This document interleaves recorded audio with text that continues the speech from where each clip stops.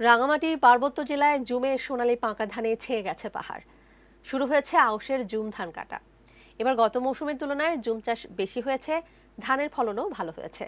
Zoom চাষিদের চোখে মুখে এখন আনন্দ। রাঙামাটি থেকে পুলক চক্রবর্তীর পাঠানো তথ্য ও ছবিতে ডেস্ক রিপোর্ট। সারা বছর হাড়ভাঙা পরিশ্রম শেষে পাহাড়ি তরুণীরা যখন জুম ক্ষেতের পাকা ফসল ঘরে তুলতে যায়, ফসল তোলার আনন্দে তখন তাদের মনে এই গানটি যেন ভাসতে থাকে। গানের অর্থ হলো, পাহাড়ি মেয়েটি জুমে যায় রে, যেতে যেতে পথে পথে পেছন ফিরে চায়, পাকা শস্য দেখে তার বুকটা জুড়ায়। জুমে বীজ বপনের 5 মাস পরিচর্যা ও রক্ষণাবেক্ষণের পর ফসল দেখে হাসি ফুটে ওঠে জুম চাষিদের মুখে। পাহাড়ি পাড়াগুলোতে এখন ফসল তোলার কর্মব্যস্ততা।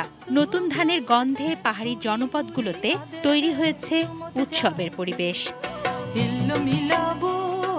জুম চাষিরা জানান, অন্যান্য বছরের তুলনায় চলতি বছর ফসল ভালো হয়েছে। জুমে ধানের পাশাপাশি মিষ্টি কুমড়া, তিল, আদা, হলুদ, ভুট্টা, মারফা, কাকুন, মরিচ, তুলা সহ নানা প্রকার শাকসবজির চাষ করা হয়েছে। আমি জুম চাইগুড়ি পরিবার চলে দেয়া কৃষি বাজারে সহযোগিতা করে, আমাকে শান্তি বাজারে সহযোগিতা করে আমি আবার আগামীতে আমি উজ্জ্বল হয়ে যাব।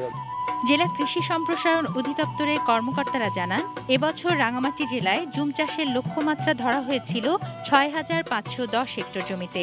লক্ষ্যমাত্রা ছাড়িয়ে সেখানে চাষ হয়েছে ৬,৫৪০ হেক্টর। প্রধানমন্ত্রীর যে টার্গেট ছিল আমাদের যে 1 ইঞ্চিও জায়গা খালি রাখা যাবে না, সেই প্রেক্ষিতে কিন্তু আমরা প্রথম থেকেই জুম চাষিদের আমরা যাদের যেন কোনো জমি খালি না থাকে এই প্রেক্ষাপটটা বর্ণনা করছি।